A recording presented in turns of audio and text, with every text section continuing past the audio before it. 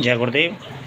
आज मैं आप लोगों को ऋणहर्ता ऋण चुकाने के लिए कौन सी हमें साधना करनी चाहिए और हमारे पाप कैसे नष्ट होने चाहिए और समस्या का समाधान कैसे हो, इस चीज़ के लिए मैं तुम लोगों को एक उपाय बता रहा हूँ। और पहला तो जो विघ्न विनाशक हैं, जो ऋणहर्ता प्रयोग है, वो गणेश जी का प्रयोग है। इसी वीडियो में अपलोड कर रहा हूँ और ये एपिसोड 1 है, एपिसोड पहला है। उसके बाद में मैं दूसरा एपिसोड और बनाऊँगा इसका। तो ये आधा जानकारी होने के साथ साथ में पूर्ण जानकारी हमें आने वाले वीडियो में मिलेगी। तो उसके लिए सर्वप्रथम तो ऋण चुकाने के लिए गणेश जी की भी साधनाएँ आती हैं और भी अनेक साधनाएँ आती हैं, लेकिन और विघ्न हमारे जीवन में आते हैं, समस्याएँ रहती हैं। तो इसके लिए हमारे जीवन में एक तो गणेश जी भी विघ्न विनाशक कहे जाते हैं और ऋण चुकाने के लिए भी गणेश जी का नाम आता है। और पाप नष्ट करने के लिए हमारे शास्त्रों में अनेक उपाय हैं, अनेक विधान हैं, लेकिन शंकर जी का उपाय सबसे अच्छा माना जाता है। और शंकर जी का एक प्रयोग आता है और उस प्रयोग का नाम है 12 ज्योतिर्लिंग स्तुति। 12 जो ज्योतिर्लिंग हैं उनकी स्तुति उस स्तोत्र में आती है और वो हमारे 7 जन्मों के पापों को नष्ट करती है। और क्योंकि हमारे जीवन में बहुत से पाप भी हमारे सम्मिलित रहते हैं, जिनके कारण हमारे जीवन में समस्याएं आती रहती हैं। तो ये 12 ज्योतिर्लिंग स्तुति यूँ तो से महापुराण में भी आती है और एक गीता प्रेस से पुस्तक निकलती है शिव जी की, उसमें स्तोत्र हैं काफ़ी। उसमें एक स्तोत्र आता है, वो पुस्तक का नाम है शिव स्तोत्र रत्नाकर। तो ये दोनों चीज़ें मैं सम्मिलित कर रहा हूँ, मैं आप लोगों को जानकारी दे रहा हूँ। और ये एपिसोड 1 है, पहला भाग है, इसका दूसरा भाग भी प्रसारित होगा। तो समस्या ऋण कैसे चुकाया जाए और ऋण से कैसे मुक्ति पाई जाए और पापों कैसे नष्ट किया जाए। और हमें जो 12 ज्योतिर्लिंग स्तुति जो आती है उसके एक लाभ और है हमें, कि जो हमें 12 ज्योतिर्लिंगों का दर्शन करने से जो लाभ प्राप्त होता है, वही लाभ हमको इस स्तुति को करने से प्राप्त होता है। तो ये आप लोगों के लिए आज की छोटी सी जानकारी है और आने वाले वीडियो में दूसरी जानकारी आपको प्राप्त होगी।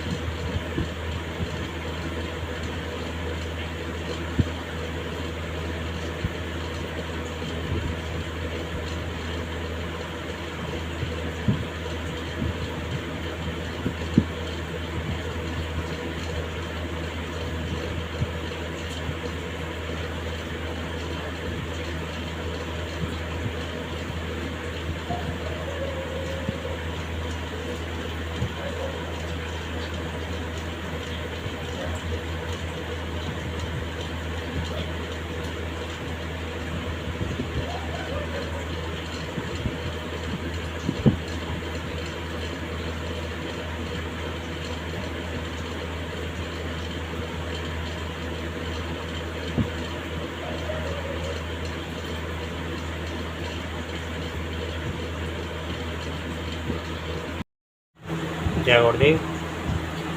आज कुछ ज़रूरी विषय और ज़रूरी मुद्दे पर बात करते हैं और ऋण से संयुक्त और ऋण के ऊपर बात करते हैं।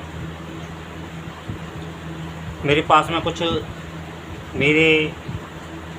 मेरे वीडियो को देखते हैं या फिर जो मुझे सपोर्ट करते हैं और जो मुझे लोग गुरु मानते हैं,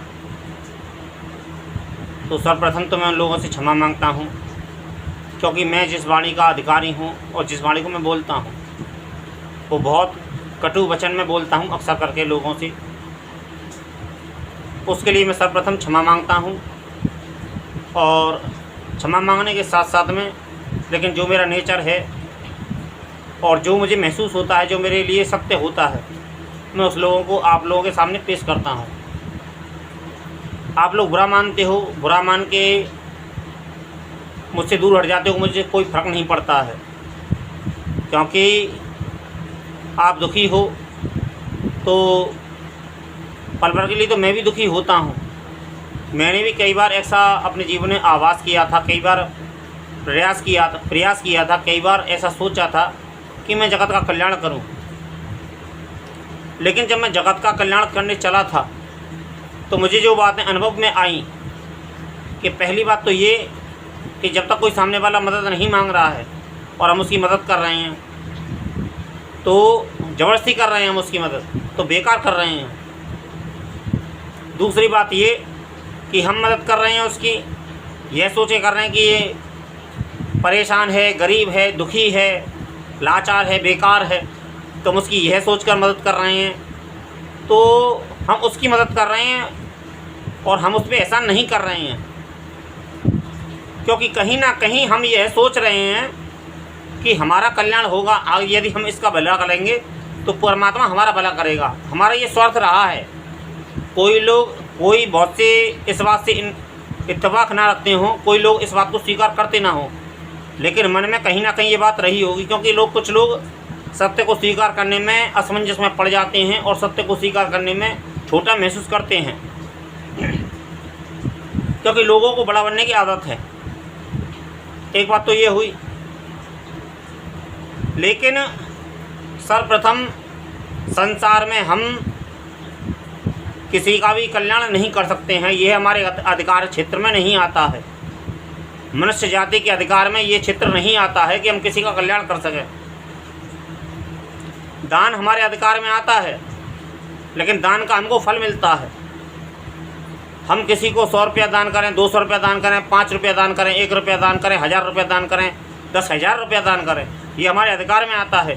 दान करके भूल जाएं, यह भी एक बात शास्त्रों में आती है, लेकिन इस बात को लोग नहीं मानते हैं। कुछ लोगों की मदद करके यह समझते हैं कि कल ये हमारे काम आएगा। वो लोग गलत हैं और गलत सोचते हैं कि ये लोग हमारे काम आएंगे। मैं अपने स्वयं के अनुभव की बात बताऊं कि मैं आप लोगों के सामने अपने जीवन परोसने जा रहा हूं आने वाले एपिसोडों में, और मैं अपनी आत्मकथा भी लिखने जा रहा हूं, और मैं आप लोगों के सामने बहुत सी चीज़ें ऐसी पेश करने जा रहा हूं जो आप लोग अनभिज्ञ हैं या फिर जानते नहीं हैं और जानना चाहते नहीं हैं, लेकिन सत्य वही है। सत्य एक है जो वर्षों से संत मुनि, ऋषि मुनि, हमारे संत जन, ज्ञानी जन कहते आ रहे हैं। सत्य वही है, केवल आदमी बदला है, सूरत बदली है और शब्द थोड़े थोड़े अंतर में आए हैं। चीज़ वही है कि हमें सुबह अपने ब्रह्म मुहूर्त में जागना है, व्यस्त रहो और मस्त रहो, सादा जीवन, उच्च विचार, संतों की संगति करो, परमात्मा का नाम लो और भक्ति करो और बुरे कर्मों से दूर रहो। शब्द वही हैं, केवल अंतर केवल इतना आया है कि युग बदला है, समय बदला है, सूरत बदली है, आदमी का चेहरा बदला है, नाम बदला है, लेकिन शब्द वही हैं। जो पुराने ऋषि मुनि जो कह के चले गए हैं उसको हम काट नहीं सकते हैं, क्योंकि गुरु जो परंपरा है वो वहीं से चली आ रही है। केवल अंतर केवल इतना आता है, केवल एक मैं यदि हूँ तो मैं अपने शब्दों में कहता हूँ, सामने वाला कोई दूसरा है तो वो अपने शब्दों में कहता है। और तीसरा है तो वो अपने शब्दों में कहता है। रामचरितमानस कहती है कि ईश्वर अंश जीव अविनाशी। यदि हमारा, मैं जिस बात को कहना चाह रहा हूँ, मैंने अभी तक वो बात कही नहीं है कि बुरा मत मानना मेरी बात का, क्योंकि जो लोग बुरे मान जाते हैं वो लोग मुझे अच्छे नहीं लगते हैं। मेरे पास में जो अनुभव है, मेरे पास में जो अपना कलेवर है, जो मेरे पास में अपना चरित्र है, मैं उसके साथ साथ में आप लोगों को दूसरे की जीवनी सुनाने का प्रयास करता हूँ। और जो मैंने जीवन में महसूस किया वो आपको एहसास करने का प्रयास करता हूँ।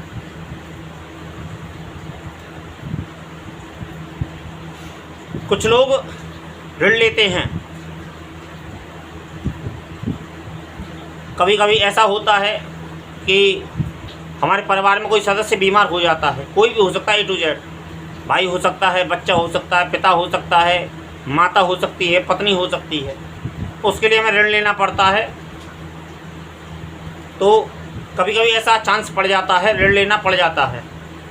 तो उसकी कई दृष्टियाँ होती हैं, मैं उस चीज़ को यहाँ पे प्रकाशित नहीं कर रहा हूँ। लेकिन कभी कभी हम शादी में ऋण लेते हैं, कभी कभी हम शादी में ऋण लेते हैं। मेरे कहने का अभिप्राय जानना कि जब हम शादी में ऋण लेते हैं तो कभी कभी तो हम, ऐसा होता है कि बेटी की शादी में ऋण लेते हैं, कभी कभी ऐसा होता है बेटे की शादी में ऋण लेते हैं, कभी कभी ऐसा भी चांस पड़ जाता है कि हम स्वयं की शादी में ऋण लेते हैं। ये परिस्थितियाँ होती हैं, ये भूगोल है, ये भूखंड है, ये संसार है, बड़ा विचित्र है। लेकिन ऋण लेते समय एक बात का ध्यान रखना कि ऋण लेना जितना आसान होता है, ऋण लेना चुकाना उतना ही कठिन होता है। चाहे A to Z कोई भी हो, A to Z। ऋण लेते वक्त तुमने अपने संसार में महसूस किया होगा, आप लोग सभी परिचित हो इन बातों से। और जो भले मानुस हैं उन लोगों से मेरा अभिप्राय और कहने का प्रयास केवल इतना है कि कभी भी किसी की मदद करो, खास करके पैसे की, तो भूल कर ही मदद मत करा। सौ बातों को सोच समझ के, क्योंकि कृष्ण ने, वो क्या था, उसका नाम क्या था, उनकी बुआ का जो लड़का था, अरे मुझे पता नहीं, मुझे याद में नहीं आ रहा है, जिसका सर काटा था सुदर्शन से और जब राजसूय यज्ञ हो रहा था। तो 100 गलतियों तक माफ़ है इंसान की। मेरे कहने का अभिप्राय वो नहीं है, मेरे कहने का अभिप्राय वो जो है उस बात को समझने का प्रयास करें। मैं आप लोगों के सामने साधना पद्धतियाँ आप लोगों को देने जा रहा हूँ। लेकिन मैं जो बात कहना चाहता हूँ, क्योंकि मेरे छोटी सी वीडियो में वो बातें समाती नहीं हैं, इसलिए मैं अपनी आत्मकथा और भी मेरे बातों में, मेरे जहन में, मेरे अंतरात्मा में कई बातें चल रही हैं, मेरे जहन में, मेरे मन में कई बातें चल रही हैं जिनका मुझे प्रकाशित करना है और जिसका मुझे लोगों को आभास कराना है। समस्या ये है, मैंने जो कह रहा था कि ऋण लेना बड़ा आसान होता है लेकिन चुकाना बड़ा कठिन होता है। शास्त्रों में और ज्ञानीजन एक बात कहते हैं कि पल का कोई भरोसा नहीं। लेकिन हमारे उससे भी आगे की बात मैं तुमको बताऊं, जो हमारे बाबा थे वो हमको कुछ, हमारे पिताजी ने हमको कुछ बताई थी। हमारे बाबा हमारे सामने रहे थे और उनका हमारा और सामना हुआ है और हमने बहुत सी गलतियाँ भी की हैं। और अपना जीवन का वो पल हमें आज भी याद आता है कि जब हमने अपने बाबा को, क्योंकि उस समय हम बच्चे थे और हम अपने बाबा को वो एहसास नहीं करा सके, क्योंकि वो जितने सरल थे और जितने सहज थे, जितने आज हम सरल और सहज हैं, उनका हमारा तालमेल नहीं हो सका है। पिता से हमारी बनती नहीं है। लेकिन ऐसा भी नहीं कि हम पिता को धुतकारते हैं और पिता को हम सम्मान नहीं देते हैं, ऐसा ही बात नहीं है। लेकिन पिता के और हमारे विचार में बहुत अंतर होता है, पिता के और मेरे विचार में बहुत अंतर है। मेरे कहने का प्रयास केवल इतना है कि किसी किसी को पिता का साथ मिलता है, लेकिन एक समय ऐसा आता है कि पिता का हमको सहयोग नहीं मिल पाता है। मैंने अपने जीवन में यूँ तो मेरे माँ बाप का संग रहा है, ऐसी बात नहीं है। माँ बाप आज भी मेरे मौजूद हैं और मेरे बगल में ही रहते हैं। मैं माँ बाप से अलग रहता हूँ, लेकिन जीवन की परिस्थितियाँ कुछ ऐसी होती हैं कि हमको कदम कदम पे हमको एक ऐसी चीज़ सिखाती हैं, ऐसी चीज़ देती हैं। लेकिन बात चल रही है मेरी ऋण पर, तो मैं बात ऋण पे ही आता हूँ। मैं बातों को बेकार इधर उधर घुमा रहा हूँ कि ऋण जो है लेते समय बहुत सावधानी से इस बात को सोचें और समझें। हमारा जो कल्चर है, जो हमारी इज्जत है, जो हम जिस चीज़ को देखते हैं, यहाँ पर पिता देखे कि मेरी बेटी की शादी अच्छी तरीके से हो, यहाँ पर वही पिता यह सोचे कि मेरे बेटे की शादी अच्छी तरीके से हो। यह सोचना कोई अपराध नहीं है, यह सोचना कोई बुरी बात नहीं है, लेकिन ऋण लेके शादी करना ये कोई अच्छी बात भी नहीं है, क्योंकि ऋण लेना आसान होता है और ऋण लेना आसान होता है, चुकाना लेकिन बड़ा कठिन होता है। शास्त्रों में और ज्ञानीजन एक बात कहते हैं कि पल का कोई भरोसा नहीं है। आयु ऐसी कुछ कहते हैं, सामान 100 वर्ष का और पल की खबर नहीं। हमारे पास में जो मौजूद जो आइटम्स हो, कहने का मतलब अब अभिप्राय ये है कि हमारे पास में जो मौजूद स्टॉक हो, सामान 100 वर्ष का हो, चाहे हमारी कल ही मृत्यु हो जाए। ये हमारे बाबा जन कहते थे। हमने जिन परिस्थितियों में जीवन जिया है, आज तक मैं सच कहता हूँ,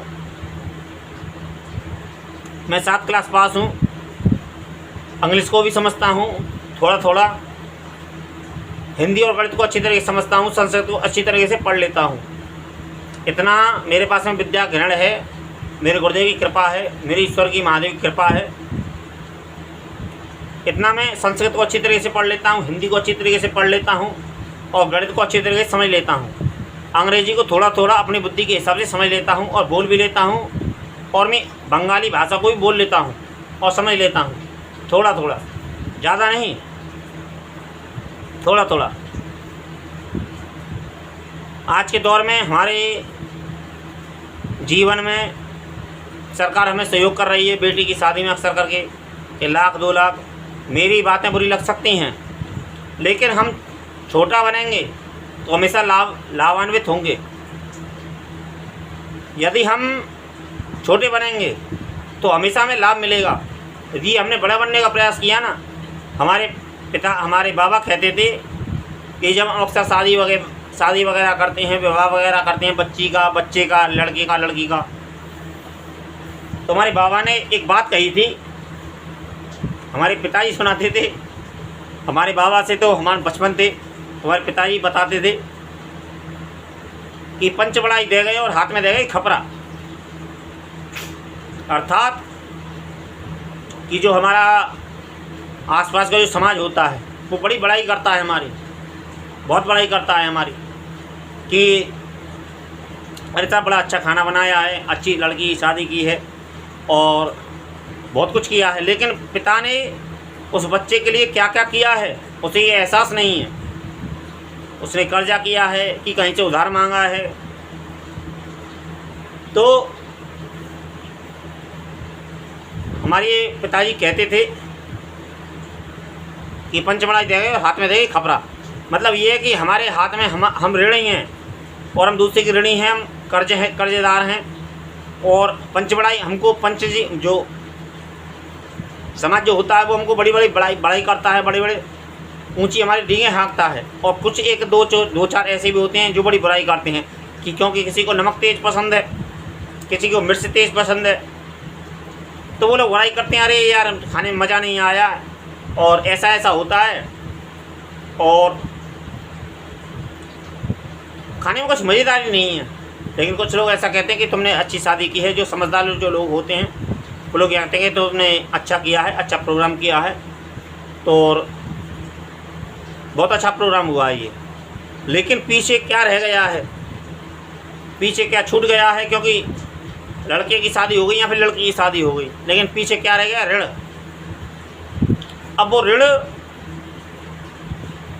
समस्या बन जाता है, और समस्या ही नहीं बन जाता है, वो एक विष बन जाता है व्यक्ति के लिए। क्योंकि बहुत सी चीज़ें ऐसी घटित होती हैं हमारे जीवन में कि जब जिस वक्त शादी हुई थी उस वक्त पिता मौजूद था, पिता 1000 कमा रहे थे, 2000 कमा रहे थे, 10,000 कमा रहे थे, वो बात एक अलग है, लेकिन कमा रहे थे। और पिता की एक सहयोग राशि थी परिवार में, चाहे धन से ना सही लेकिन शरीर से सही, शरीर से ही वो घर में कुछ ना कुछ सहयोग कर रहे थे कि सब्जी लाते हैं यहाँ पर कुछ फल लाते हैं। तो कहने का अर्थ ये है कि कभी कभी जीवन में परिस्थितियाँ ऐसी फंस जाती हैं कि जहाँ व्यक्ति एक ऐसी समस्या में फंस जाता है, समस्या में फंसने के साथ साथ में एक ऐसी घनघोर स्थिति में फंस जाता है जहाँ से व्यक्ति का निकलना सहज नहीं होता है। और सहज होने के साथ साथ में मैं जानता हूँ इस बात को कि समस्या से निकलना कितना कठिन होता है, मैं इस बात को भली बात जानता हूँ। और ये मैं निकल पाया अपनी समस्या से, क्योंकि मैं भी बहुत बड़ी समस्या में था। सच कहूँ 2016 के बाद में, 17 के बाद में, 18 के बाद में, 19 के बाद में, ये 17-16 से ही शुरुआत हुई थी मेरी। 16, 17, 18, 19 ये 4 वर्ष मेरी जितनी खतरनाक बीती हैं मैं ही जानता हूँ। मैं तुमको अपनी आत्मकथा सुनाऊँ ना तो तुम लोग ये कहोगे कि हम जिसको गुरु धारण करते हैं ना, इसको गुरु बनाएं कि नहीं बनाएं, आप लोग ये सोचोगे। लेकिन जो सत्य है वो सत्य है। मैंने अपने जीवन में मांसाहार किया है, शराब पी है, गांजा पिया है, दारू पिया है। मैंने अपने जीवन में सारे कर्म करे हैं, लेकिन फिर भी मैं आनंद मस्त हूँ, क्योंकि मैंने सत्य से कभी भी मुँह नहीं मोड़ा है, मैंने कर्म से कभी भी मुँह नहीं मोड़ा है, मैंने परमात्मा से कभी भी आंखें नहीं चुराई हैं। यही मेरे विजेता बनने की और यही मेरे आज आप लोगों के सामने, क्योंकि मेरे जो अंदर की जो कर्म शक्ति है, मैंने नशा केवल इसलिए किया था कि नशा क्या है मैं इस बात को जानूं। मैं आप लोगों के सामने आने वाले भविष्य में, क्योंकि मैं एक मल्टी मैंने अपने YouTube चैनल का नाम जो रखा है RQ मल्टीनेशनल, राजीव कुमार योगी तो मेरा नाम है, और मल्टीनेशनल मेरे आचार हैं, विचार हैं। मैं त्यागी नहीं बनना चाहता हूँ इस जीवन में, और ना ही महात्मा बनना चाहता हूँ, मुझे बनना ही नहीं है, क्योंकि मेरे कल्चर में नहीं है, मेरे स्वभाव में नहीं है ये चीज़ें। परमात्मा ने इतना बड़ा संसार ने बनाया है, क्या मैं उसका अपमान नहीं करना चाहता, क्योंकि सर्वप्रथम मेरे अंतरात्मा में संत बनने की प्रेरणा ही नहीं है, मेरे वो स्वभाव ही नहीं है कि मैं संत बनूं, त्यागी बनूं, महात्मा बनूं, ज्ञानी बनूं, वो चीज़ें मेरे अंदर नहीं हैं। लेकिन मैंने YouTube पर जितनी बातें बताई जाती हैं कि ये साधना कर लो तो ये मिलेगा, ये साधना कर लो तो ये मिलेगा, ये साधना कर लो तो ये मिलेगा। आने वाले एपिसोड में मैं गणेश जी के विघ्न विनाशक अपलोड वीडियो करने वाला हूँ, जो कि किसी भी साधक के लिए, यहाँ पर किसी भी जीवन समस्या के लिए बहुत आवश्यक होते हैं। मुझे कल परसों एक साधक का जानकारी हुई थी, मेरे मैसेज मिला था, यूँ तो वो मुझसे जानकारी रखते हैं, और जानकारी रखने के साथ साथ में अच्छे आदमी हैं, लेकिन फिर भी जीवन में बहुत सी समस्या ऐसी होती हैं कि व्यक्ति बस पता नहीं किस जीवन का दंड भुगत रहा है, लेकिन फिर भी गुरुजन का और गुरुजन होने के साथ साथ में वृद्धजनों का ये यह कर्तव्य होता है कि सामने वाला व्यक्ति कोई मदद मांग रहा है तो उसकी मदद करो, और मदद करने के साथ साथ में किसी का सहयोग करो। ये अच्छी बात होती है संसार में। तो आज के लिए केवल इतना ही कि मैं आने वाले दिनों में आप लोगों के सामने बहुत कुछ परोसने वाला हूँ और बहुत कुछ देने वाला हूँ। बस आज जितना वक्त मिला था मैंने उतना समय दिया आप लोगों को। जय गुरुदेव।